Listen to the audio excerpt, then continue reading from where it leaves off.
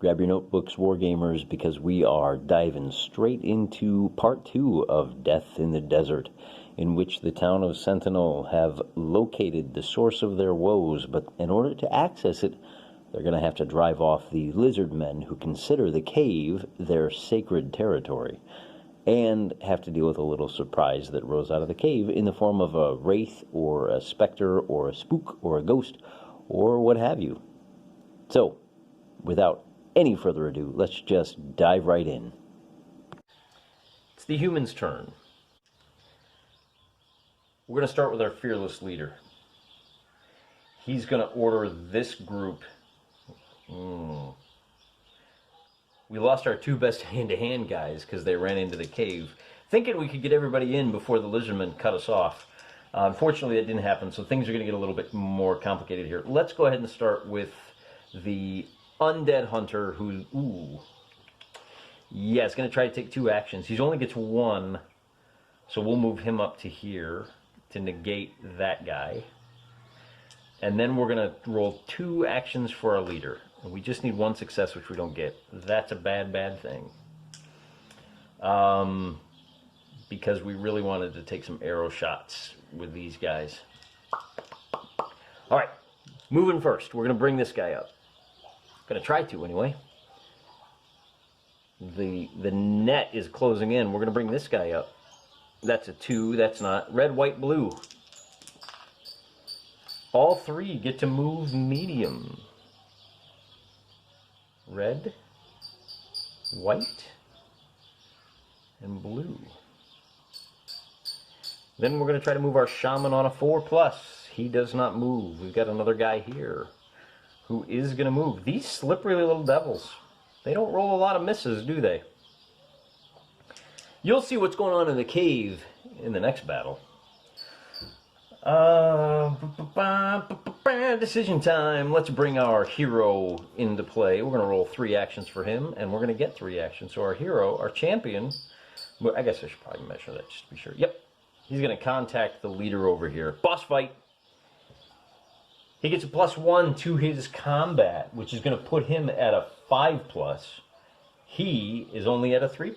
So we'll do blue for the lizard. 5, 3. 9, 5. With an even number, he falls down, go boom. Then we're going to roll for these 2 guys to see if we can do some doubling up. Red and white.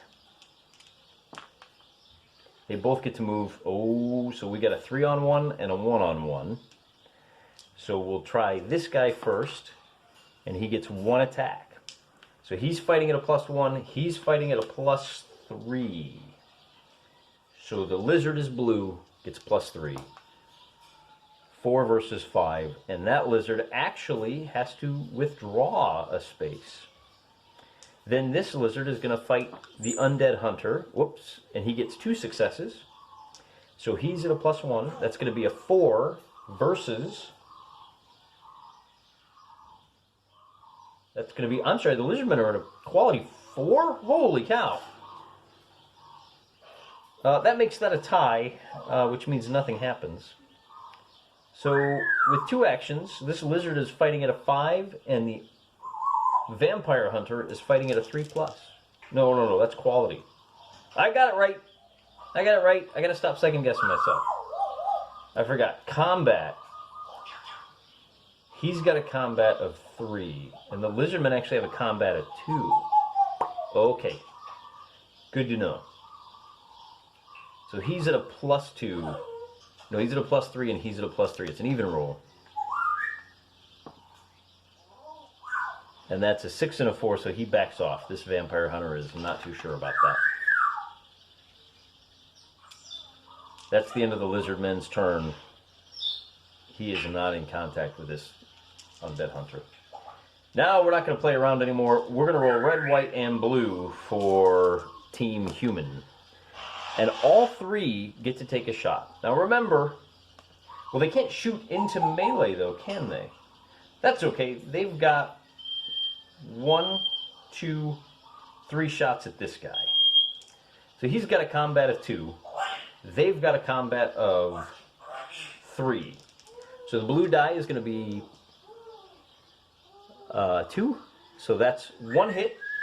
And on an odd, he has to back away.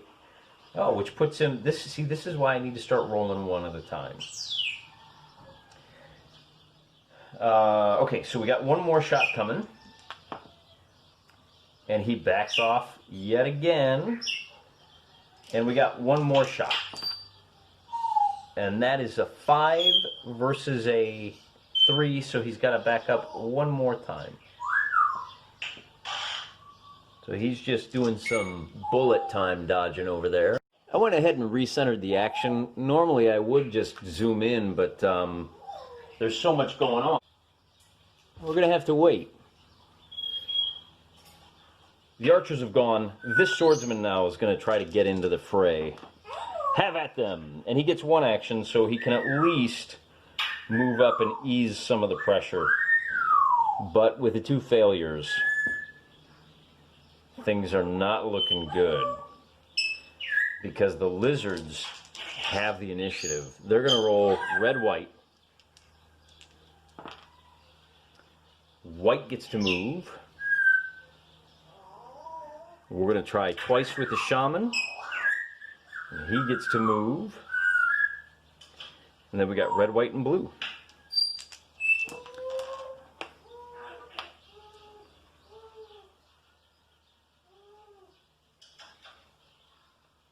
Red is the only one that gets to move.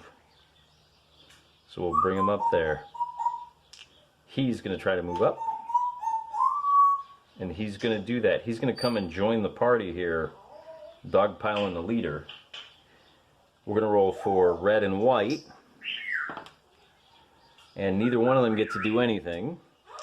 And then we've got a 1-on-1 and a 1-on-1. So red and white are both going to attack, and they both get 1 attack. So 2 versus a 3 is 7 versus a 6 versus an 8. Back off, buddy. And then likewise, 2 versus a 3. That's going to be a 6 versus a 4. On an even number, you fall down. I always get that backwards, don't I? On an even number, the opponent falls down. So, first things first, 3 shots at this guy, red, white, and blue. 2 of them are going to be able to shoot, and it's going to be a 3 versus a 2 at this lizard guy, who on a 1 has to back up. What we really want to do is convince him to drop, and that's a tie, so nothing happens. So now he's got to roll, and we're going to just roll 2 dice. So with 1 success, he can at least stand up. We've got he's got to try and stand up. Just give me 1 success. Okay. So at least now he's on his feet. And then he's gonna go, and he gets 1 success, so he moves to contact the champion, and that turns that into a 1-on-1 fight. So we're not getting a lot of combats this turn, but at least we're gonna, you know what, he's gonna take a shot at this guy. He's got a combat of 3, he's got a combat of 2. He wins, and with an odd number, he forces him back. Not doing so good with the shooting here. Lizard's gonna go. Red and white. They both move up. Red moves to here. White moves to here. This guy does not move. This guy gets to move up. He's getting warmer. This guy is going to move to contact. And then we've got 4 guys. Red, white, and blue. Red and white are going to move to the combat to that guy. And blue is going to move to him. And then there's 1 more guy who's going to try twice and get 1 victory. So there's a couple of 2-on-1 combats down there. Now we're ready for the Simple fight here. It's going to be combat of 2 versus a combat of... What's the leader? 3? So this is a straight one-on-one. And that's a kill by the wizard. Wait, is that a gruesome kill? That could be important. He scored a 3. He scored a 10. No, a 9. That is a gruesome kill. So gruesome kill triggers a morale check. Gets a little complicated. All of the lizard men... Oh, wait, is it... No, it's not everybody. It's just everybody within a long distance. So everybody behind the stick has to make a morale check. And we'll start over here.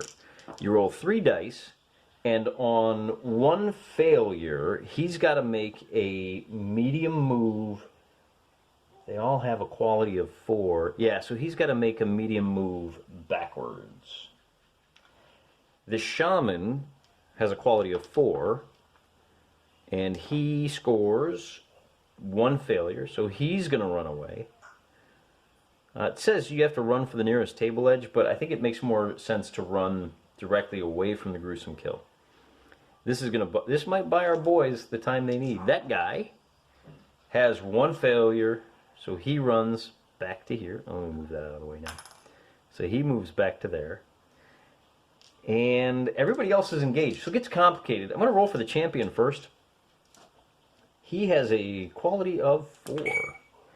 And with 1 success, he's got to move 1 medium away. Unfortunately for him, that means this undead hunter gets to take what's called a free hack. Meaning, we're going to roll for combat, and it's going to be a 3-on-3. And free hacks are lethal, so the commander is now dead. Stick a pin in that, we're coming back to it. This guy is going to run away twice, but he's got to suffer a free hack.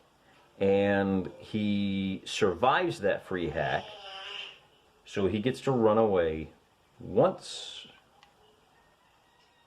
and twice. We've got 2 guys over here, so we'll just work our way right across the board. That's 2 failures. So he's going to move 2 away, but he's got to suffer a free hack. Let me re-roll those. And that's going to be a 4. Well, he wins, so that's another death. Then he's going to run away. And with 2 failures, he is, either way, he's going to run off the table edge, so he's out of the game. This guy has 2 failures, he's out of the game, and this guy also has, well, that's 1 failure, but again, it's enough to carry him off the board. So whether he, well, I wonder, we should probably roll and see if we get any gruesome kills. The first one is not gruesome, the second one is gruesome, so that's another morale check that these guys have to make, but he's out of the board, and there's nobody else within long distance. So the gruesome kills don't do anything. Oh, I forgot, you're dead. Because he died, they all have to make another morale check. Alright, question for the comments. Is it 1 morale check per turn? Because I've got cascading effects here. That free hack killed the leader, which triggers a morale check. Morale check when a friendly model with a leader is killed. And the dead now outnumber the living. I think 1, 2, 3, 4, 5, 6. Yeah, the 1, 2, 3, 4, 5, 6. So not quite yet, but we're almost there. We're going to go ahead and roll. So the question is, does that cascading effect occur? These guys all have to take another morale check the same turn. I think they do. And he is going to fail 1 of them and move. All right, he is going to fail once. He's going to fail once. So we'll move them away. They don't want none of that. And this is going to buy our humans all the time they need. We're going to do the spearman first. He actually succeeds entirely. This last guy over here rolls, man, those guys are quality bros. And then our shaman is going to have no successes. And I think 3 failures means you are gone, gone, gone. It automatically runs away or surrenders. Bye-bye, shaman.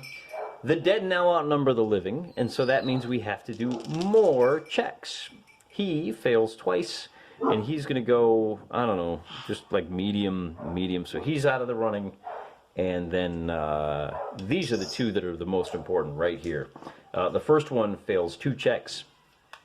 The second one fails 1 check, so he goes back to there. He runs straight away, 1, 2, and there's just 4 lizardmen left, and it's their turn. So we're gonna roll 1, 1, 1, red, white, and blue. Red, white goes into the cave, and blue does not. We've got red, white, and blue. Red and white are going to make 1 move to there and there. And then we've got our leader who's going to say, oh, we've got that guy actually, who's going to go, and our leader is also going to go into the cave. So we now have 5 guys into the cave and 4 guys that are out. And I think, I mean, we can try to see if anybody else can block, but you know, they're all basically 1 move away. Let's just go ahead and play it out. Red, white, and blue in the back. White and red get to move. So red's going to come up to here. Hey, stranger things have happened, right? And white is going to move up to here. And then we got 1 more guy who does get a success, and he's going to run up to there. So these guys are going to be red, white, and blue. Let's see if they get in. And red is the only one who's interested. And this guy is going to roll 3 dice to see if he can make it in. And with 2 moves, he's definitely in like Flynn. Then the lizards go, he's going to... He's got to try. He's going to roll 3 dice. He gets all 3 successes. This is why we play it out, guys. 1, 2 is enough. And he's got time to make the attack. Combat of 2 versus combat of 3. It's not good enough. He gets knocked down. But he's got some friends coming over. He's going to roll 3 and get only 1 success. So he moves to there. And that's the end of the lizard man turn. Then we're going to do...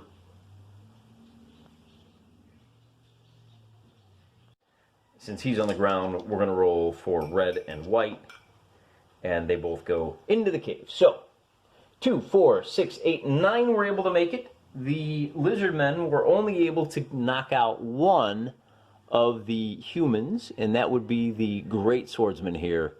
There you go. The Amish sword slinger is the one that fell. Sorry, Parvis. We'll add you to the Hall of Fallen Heroes. In the meantime, these 9 fellas have survived to fight and to explore the caves of the undead. Fortunately, they've got 2 undead hunters that are going to go down with them because it's obviously a cave full of the undead. And you're going to want to tune in for the next battle because it's going to be something special. That's it for today. Glad to see you're here, still watching, that you survived all the big hoo-ha this previous...